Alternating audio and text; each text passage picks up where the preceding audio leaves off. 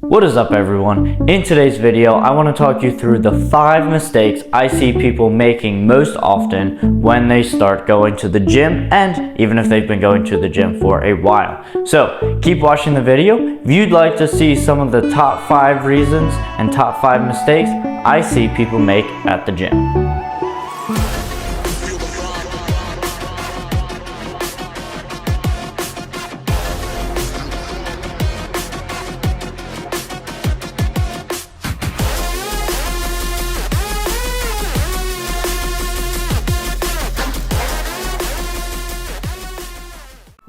The first mistake that I see people making is ego lifting. Ego lifting is basically when you lift a weight that is too heavy for yourself and that you can't really lift with good form without injuring yourself, and you're lifting that weight because you think it makes you cooler, because you're only worried about how much weight you can lift, things like that. You're not actually worried about the full technique.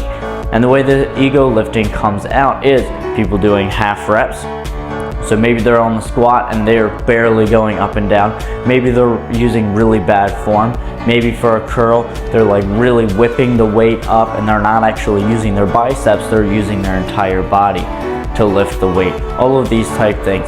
The dangers of this is, one, it becomes very dangerous when you start breaking down the technique.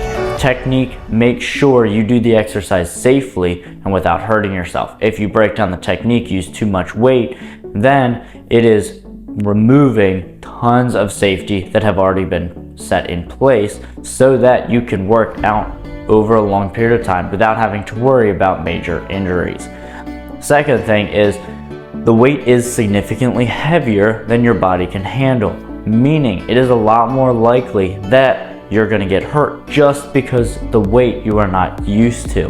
So that's another thing. If you were doing something way heavier than you can actually lift, then that weight is going to put more strain on your joints and your muscles, making it more likely that you are going to injure yourself. And the third reason ego lifting is super bad for you is if you are not lifting with correct form and lifting in full range of motion, and if you're ego lifting, you're not actually working your muscles to their maximum potential. Are you going to work your muscles a little bit?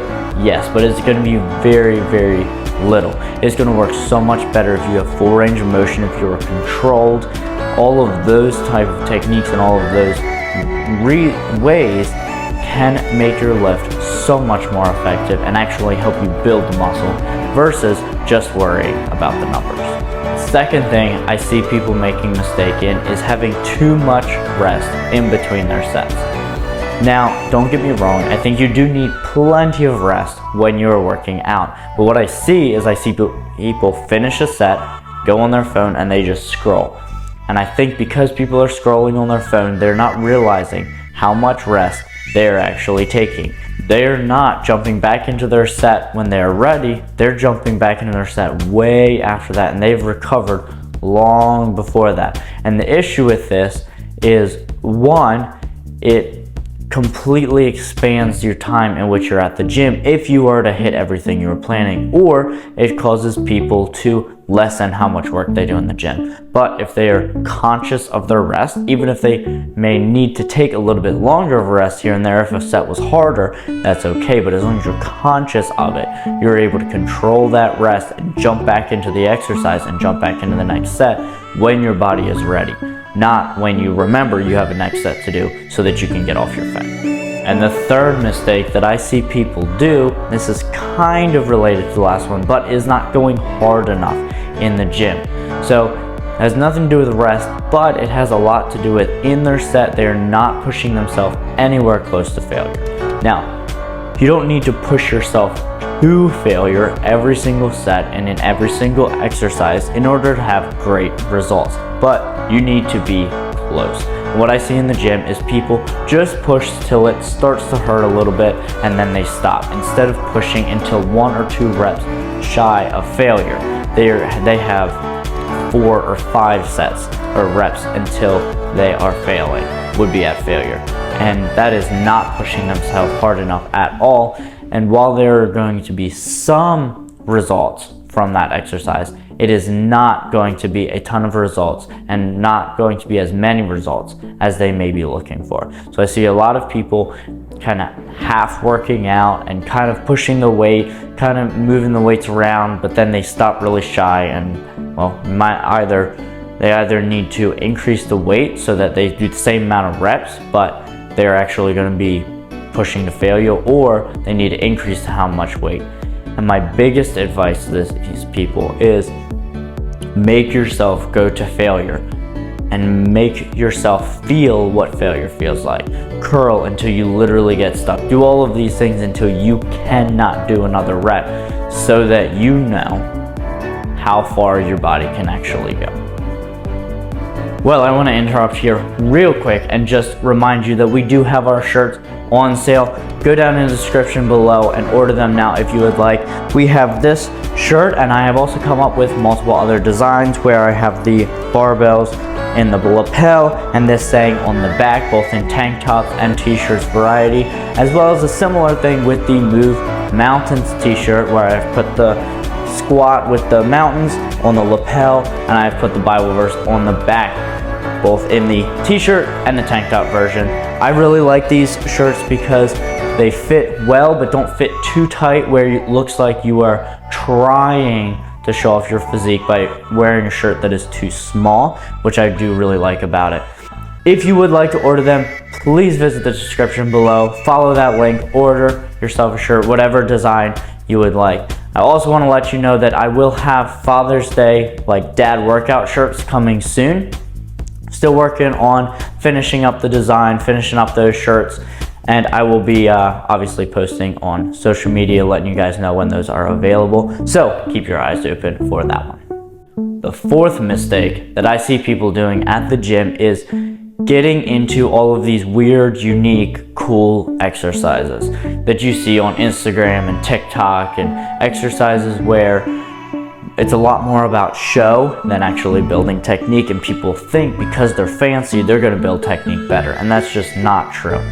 Honestly, it breaks down to just doing the basic exercises. The traditional exercises, those are going to build the most amount of muscle, and the only variations you should see are variations on that exercise where it changes a couple of things. Time under tension, so maybe you're doing a very traditional exercise like a squat, but you're going to make yourself lower in the squat for 5 seconds, lower nice and slow, and then explode up. Well, that would be a good variation of that exercise, not making it fancy, not doing this crazy TikTok thing, but it is helping increase muscle for your squat. The other reason you might do it is changing maybe the direction you're going to hit the muscle in a slightly different manner. So doing something like a hack squat or a pendulum squat is really good because it's still a squat motion, but it's putting your body in a slightly different position to force your legs to push in a slightly different manner. Those are some of the reasons or some of the ways that you can change up an exercise without making it so fancy that it stops being as effective. So that would be the fourth thing. Don't get caught up in all of these fancy exercises that you think are going to build muscle better, but in reality just aren't going to be as effective. And the fifth mistake that I see people doing is they pay so much attention to getting their protein shake, getting their pre-workout, working out hard in the gym, but then once they leave, they completely forget about their diet and they eat whatever they want. They don't track their calories, they don't track their protein, and a diet is a huge part of working out and a huge part of fitness. And if you forget your diet, your workouts are not going to be as effective because you're not fueling your body well, you're not eating in a calorie surplus to gain weight and to increase muscle, or you're not eating in a calorie deficit in order to get leaner so that you can look better. All of these things, the diet has more to do with it than actually working out. Does lifting weights help with that? Absolutely, because if you lean down and you're skin and bone because you have not worked out, that's not going to be helpful. Working out also does help increase your metabolic rate. All of these things, yes, resistance training helps with, but the fact is, if your diet is not there, none of that is going to matter.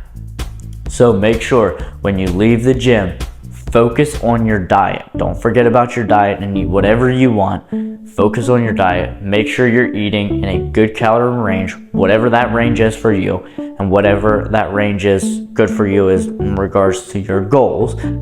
But make sure you're sticking to that and you're making sure you're getting in enough protein. Don't forget about that. That is sometimes the hardest part about working out because it goes on all day, every day. You have pretty much no rest unless you take a rest day from your diet every once in a while where you stop tracking, you just kind of eat close, things like that. There's not a problem with that, but every single day, for the most part, you need to be focusing on your diet, and it is hard. But that is a huge mistake that I see people do, is completely forget about that, because honestly, that's not real fun at all. Well, I hope you guys enjoyed that video and found it helpful. If you did find it helpful, please comment down below, like the video, subscribe, and turn on bell notifications, and we will see you in the next one.